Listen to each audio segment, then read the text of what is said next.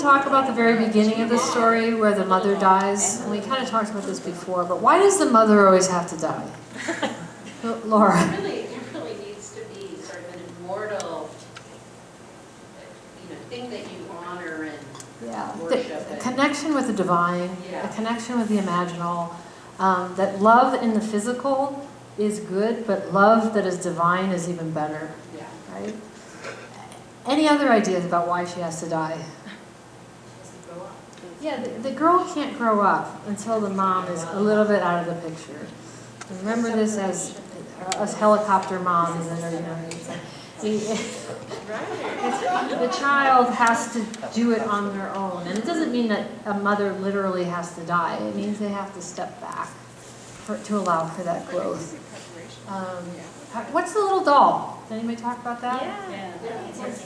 Her instincts, yeah. Well, I was also thinking, I just had a conversation with someone who sent their son off to college, and she was kind of worried, and it was like, you've given them all the tools, all the things, the best to grow up, and that's kind of symbolic of the things that your parents have given you. Now you're on your own, right?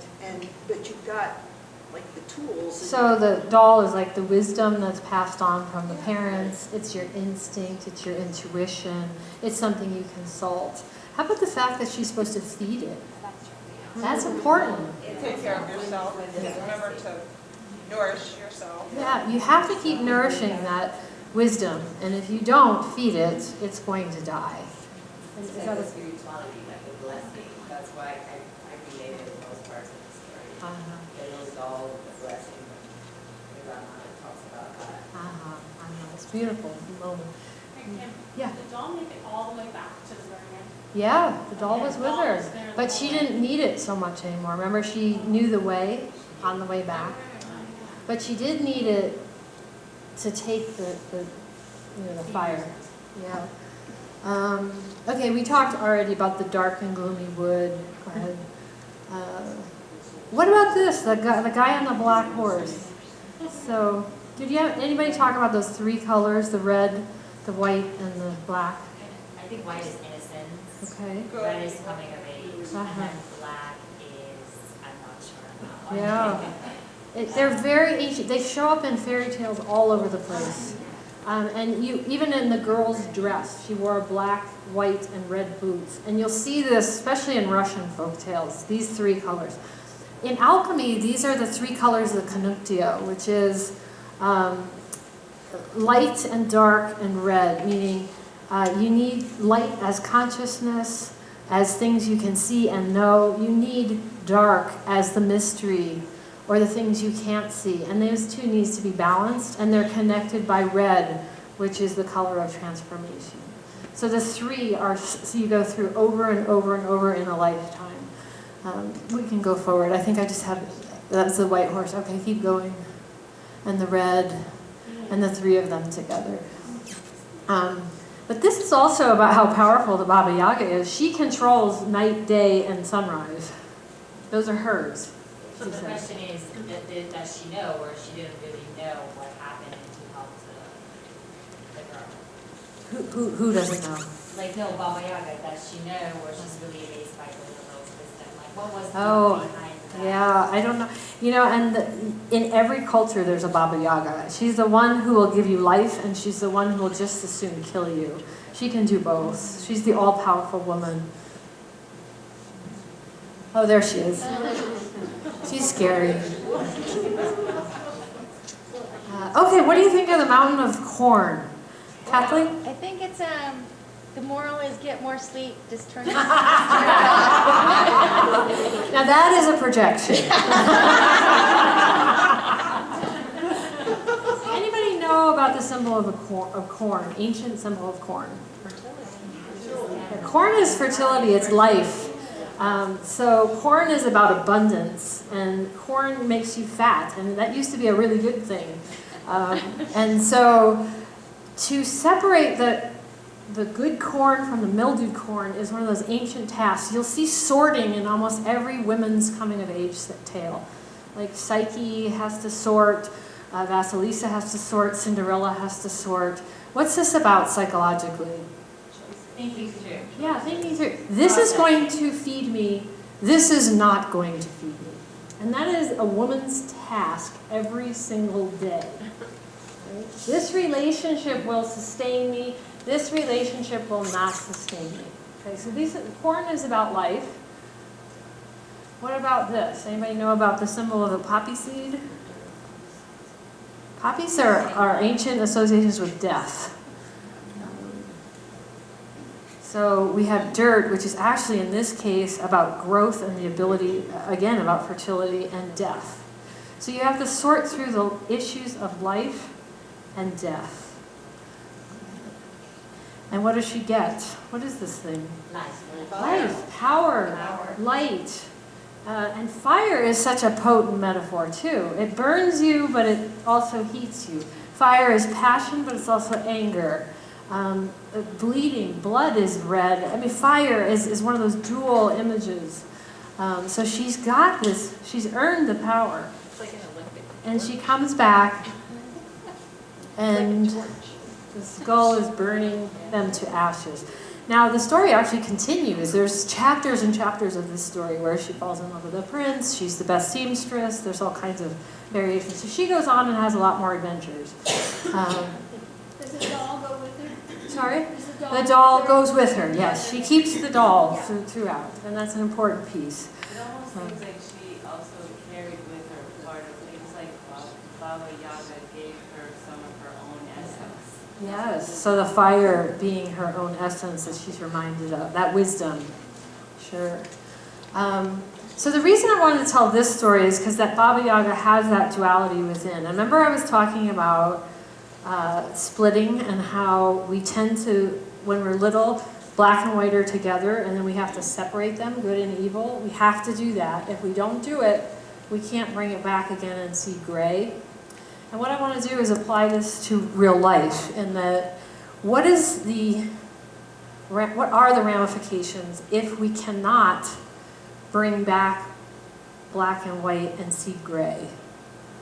If you can't sit with ambivalence, if you can't sit with tension, and you can't sit with duality, what happens to our psyche and what happens socioculturally?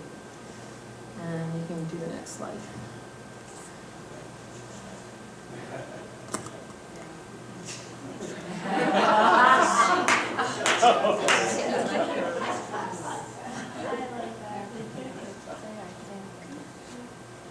I put that one up for racism.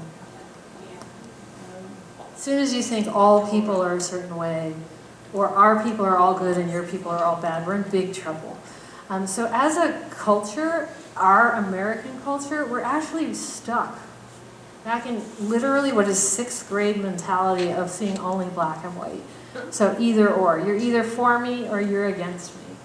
And this type of thinking plays itself out. We see it all the time, and I know that a lot of people are sports fanatics, but in sports teams, there's a kind of a healthy way of playing that out, the black and white thinking. Like, why is a sports team near me, who lives near me, better than a sports team who lives near you?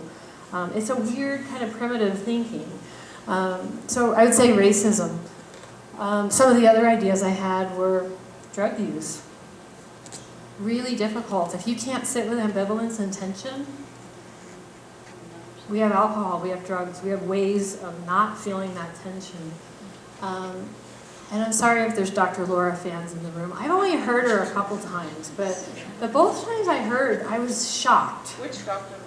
She's the one who... There's two. Oh, I don't know. She has this radio show and people call in. There's and two on radio. There's Oh. Dr. Laura Schlesinger. Okay. And then there's Dr. Laura Berman, who actually went to Dr. Jen because her name was confused with the other Oh, name. I'm sorry. I'm not up. And The they're only- very different. Yeah, I'm sorry. The only one I heard was just a clip on the radio where some woman had called in. She was in a blended family. She said, I have a 9-year-old daughter and a 13-year-old boy has moved in the house and he's being very quiet and withdrawn and I don't know what's wrong with him. And on the radio, she actually said to this woman, well, he's obviously molesting your daughter, so you should kick him out of the house. And I was like, what? That was Dr. Laura Schlesinger. Yeah, okay. And I thought, this woman is making millions of dollars doing this, like, just giving I people have this to turn her advice off. that, She's obnoxious. I'm sorry, it just shocked me. And I thought, why do we She's want still on. this? She's still on. Okay. Teen suicide. If we do not allow children to experience the darkness within and experience it metaphorically in gruesome stories from other people, oftentimes we get stuck and we have that black and white thinking, like, I am going to be this way forever, it's never going to change. Now, there's obviously many more factors involved in suicide, but I'm saying that one of the big ones is we never teach our children to sit through tension. We never teach them it's okay to be uncomfortable and to be dark, which I think the folktales do. War is a really good example. My country's better than yours, or I deserve this and you don't. And I'm not going to get into a political discussion. But I think we crave, as a culture, this really simple, quick answers and people who seem to know.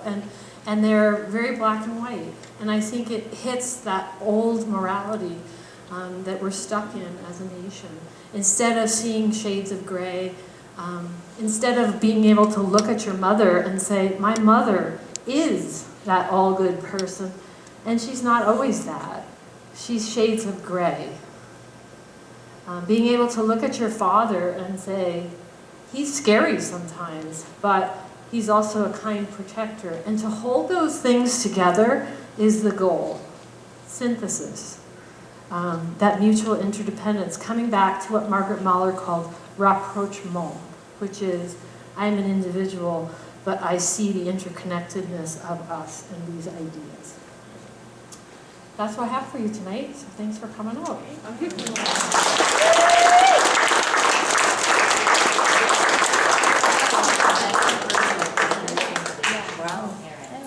You know what, why don't we do, I'll be happy to talk individually with you, and we can let people who want to go, and we'll just talk and mill around.